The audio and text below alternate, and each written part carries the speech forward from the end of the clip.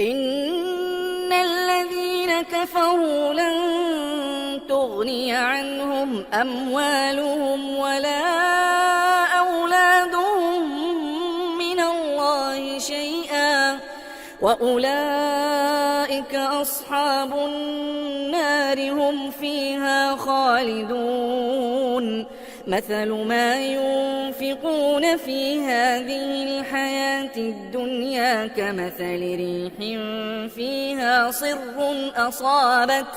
أصابت حرث قوم ظلموا أنفسهم فأهلكته وما ظلمهم الله ولكن أنفسهم يظلمون يا أيها الذين آمنوا لا تتخذوا بطانة من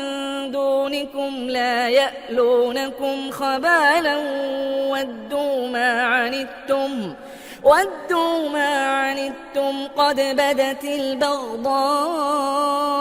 من أفواههم وما تخفي صدورهم أكبر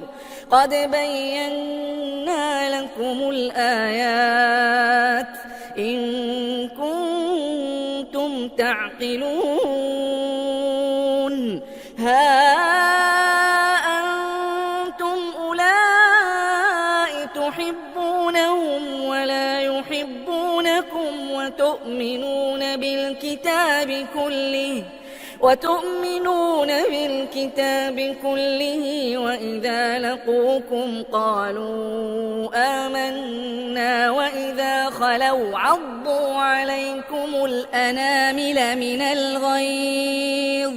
قل موتوا بغيظكم إن الله عليم بذات الصدور إن تمسسكم حسنة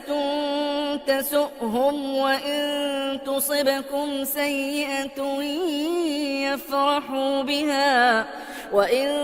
تصبروا وتتقوا لا يضركم كيدهم شيئا إن الله بما يعملون محيط وإذ غدوت من أهلك تبوئ المؤمنين مقاعد للقتال والله سميع عليم